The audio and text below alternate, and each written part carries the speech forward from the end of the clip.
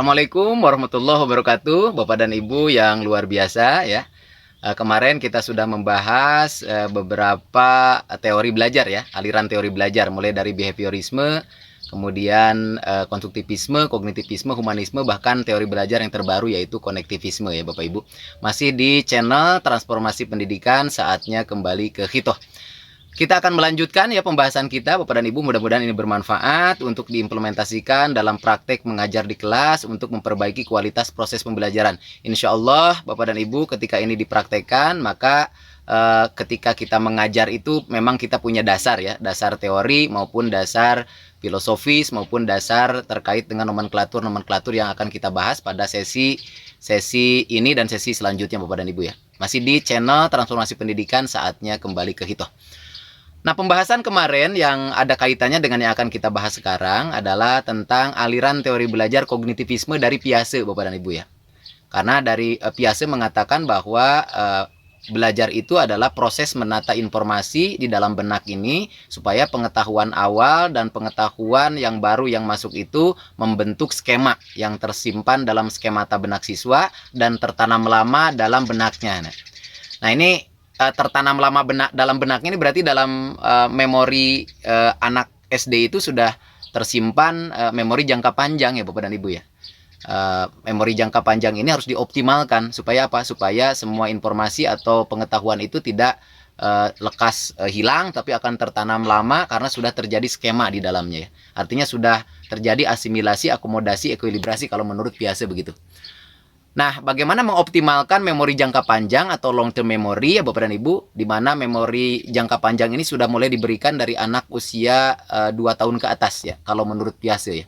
Karena 0 sampai 2 tahun ini adalah tahap sensorik motorik di mana berpikir saja dengan gerakan gitu ya.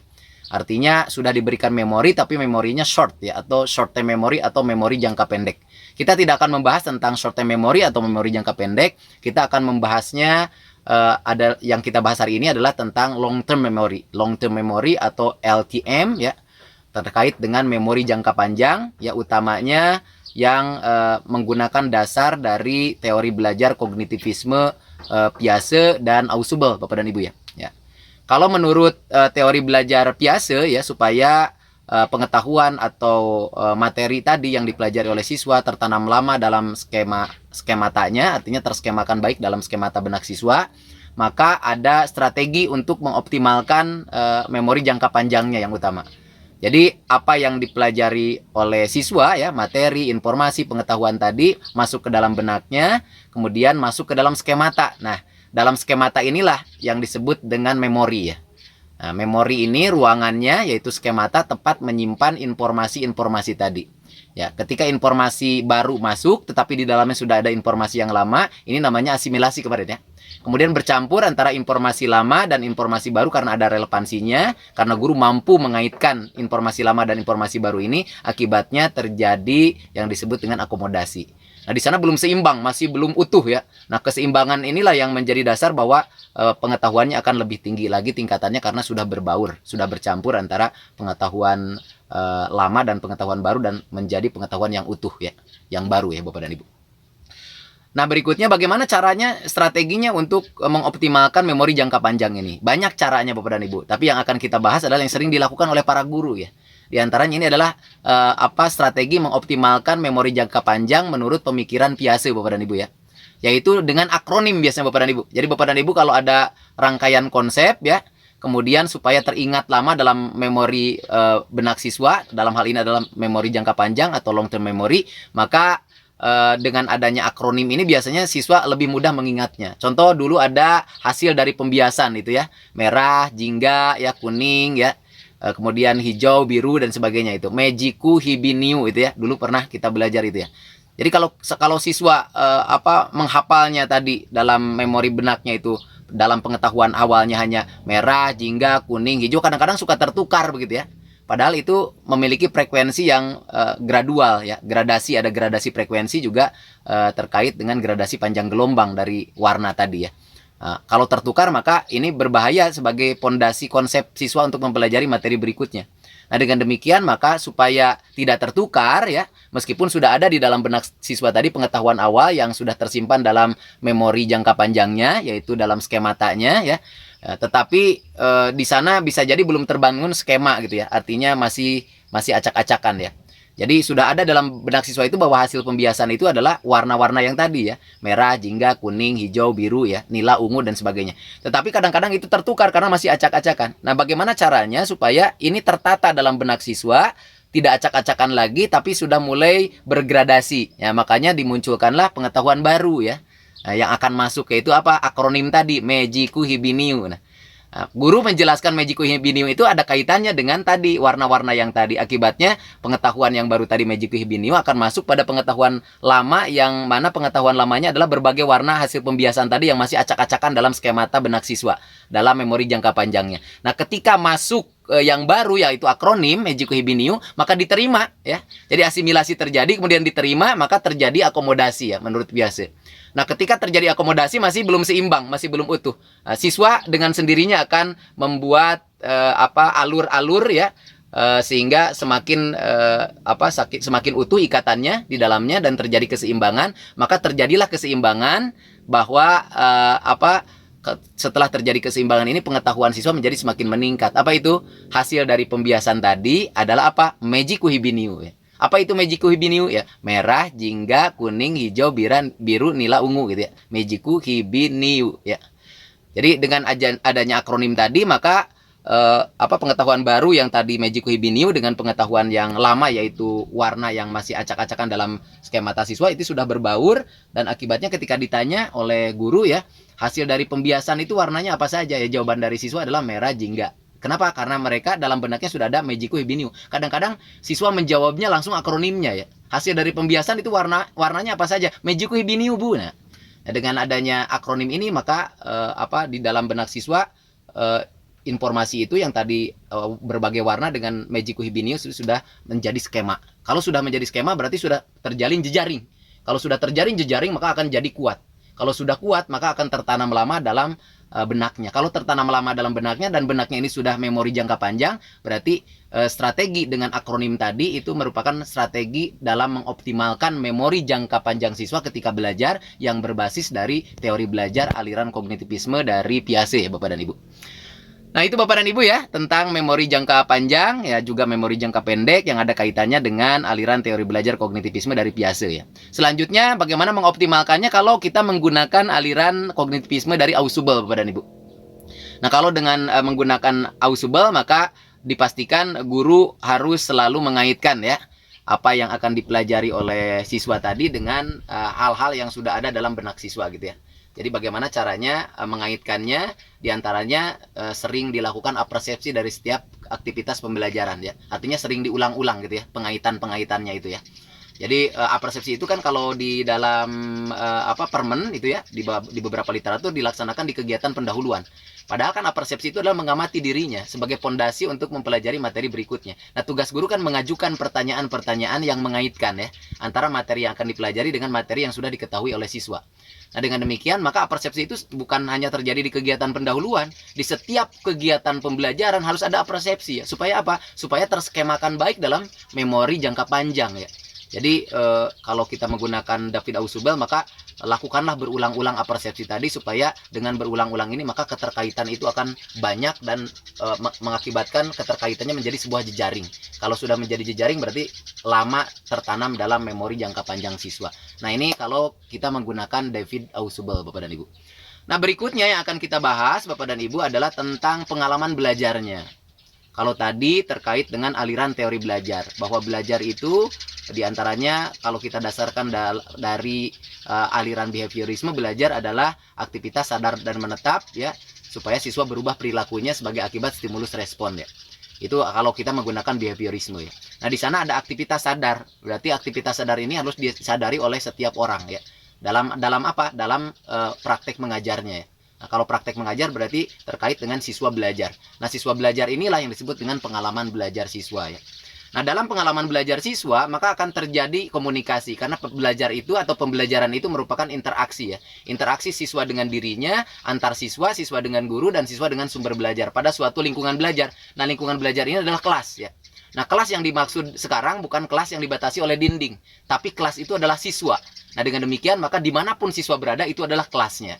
Siswa berada di sawah, kemudian dia belajar, itulah kelas bagi dia ya. Siswa berada di lingkungan sekitar sekolah ya, tidak berada di kelas yang dibatasi oleh dinding ya. Kalau siswa ada di sana berarti lingkungan sekitar sekolah itulah yang menjadi kelas untuk mereka ya. Jadi setiap tempat itu adalah kelas untuk mereka belajar. Setiap diri adalah guru, setiap diri adalah siswa, setiap waktu adalah waktunya untuk belajar, dan setiap tempat adalah kelas. Itu merupakan makna pembelajaran yang harus diingat selalu oleh kita semua, supaya sebagai manusia siswa itu akan dimerdekakan sesuai dengan kebutuhan dan keinginannya untuk belajar.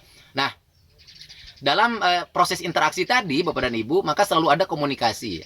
Komunikasi ini terkait dengan komunikator dan pesan. Ya, komunikator menyampaikan pesan dan komunikan menerima pesan. Nah, di sana terjadi komunikasi ya. Nah, bagaimana supaya komunikasi ini efektif? Nah, ini yang harus dipelajari oleh para guru ya. Jadi bagaimana supaya interaksi efektif dalam pembelajaran itu terjadi dengan komunikasi yang efektif. Nah, diantaranya ada teori belajar yang akan kita bahas hari ini, yaitu Edgar Dale, Bapak dan Ibu ya. Jadi Edgar Dale mengkaji tentang sebuah teori ya, sebuah praktek dalam implementasi mengajarnya ya, dalam implementasi pendidikan dan pembelajaran yang disebut dengan kerucut pengalaman ya. Pengerucut pengalaman atau cone of experience ya. Artinya ada dimensi atau ada piramida pengalaman atau kerucut pengalaman yang hasil kajiannya Edgar Dale, yang mungkin bisa kita jadikan dasar untuk kita berinteraksi atau berkomunikasi dengan siswa ya. Nah, yang pertama menurut hasil kajian Edgar Dale ya, bahwa ketika materi atau informasi dalam pembelajaran itu disampaikan oleh guru dan guru hanya mempersilahkan siswa untuk membaca saja, Bapak dan Ibu, dalam kerucut pengalamannya itu hanya 10% informasi atau materi tadi sampai atau dipahami oleh siswa ya. Jadi kalau hanya membaca saja berarti hanya 10% dipahami oleh siswa. Nah, tapi kalau sudah mulai selain membaca juga guru berceramah, menyampaikan materi dan sebagainya, maka sudah mulai meningkat ya. Pemahaman siswanya itu sekitar 20% itu dari kajiannya. Nah, membaca, mendengarkan itu masuk pada tingkat keterlibatan yang disebut dengan verbal.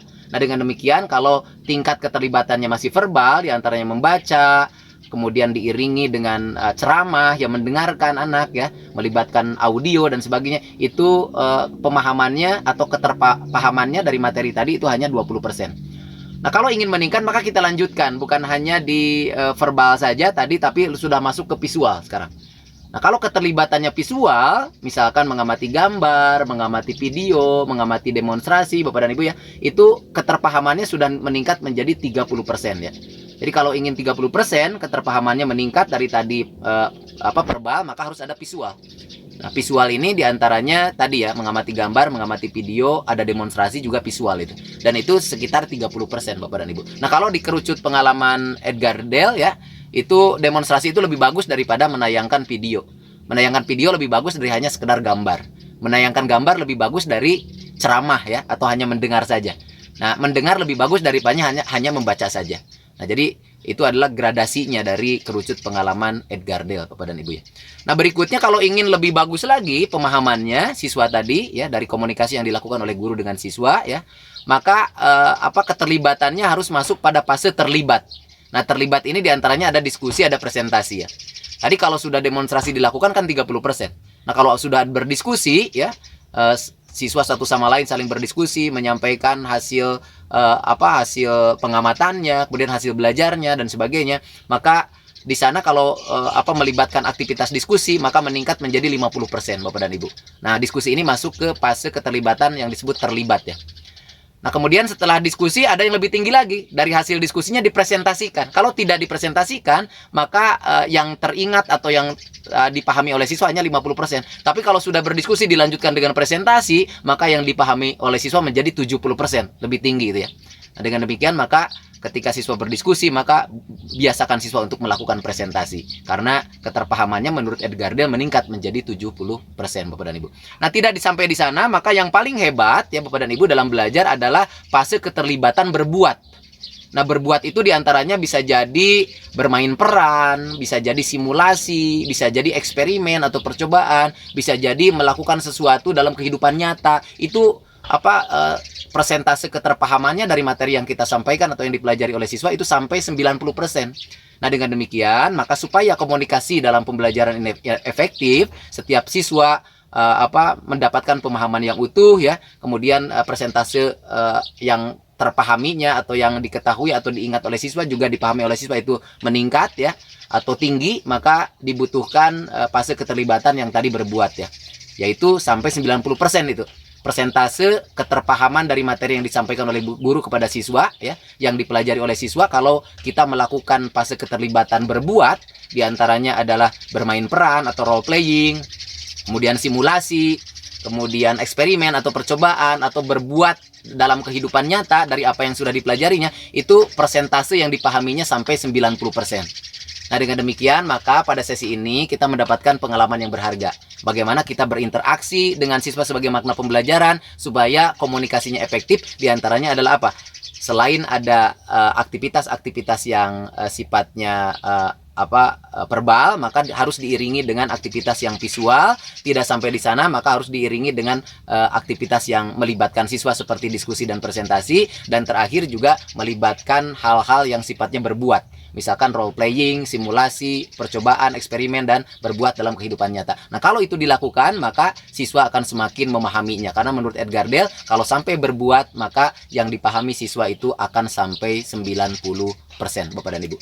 Itu Bapak dan Ibu yang dapat kita bahas pada sesi kali ini, di mana kita sudah membahas tentang bagaimana strategi mengoptimalkan long term memory atau memori jangka panjang siswa, kemudian bagaimana mengefektifkan komunikasi dengan siswa sebagai makna dari pembelajaran sebagai sebuah interaksi, siswa dengan dirinya, siswa dengan siswa, siswa dengan guru, siswa dengan sumber belajar pada suatu lingkungan belajar. Tadi ada kerucut pengalaman Edgar Dale yang bisa kita implementasikan dalam pembelajaran supaya pembelajarannya lebih efektif.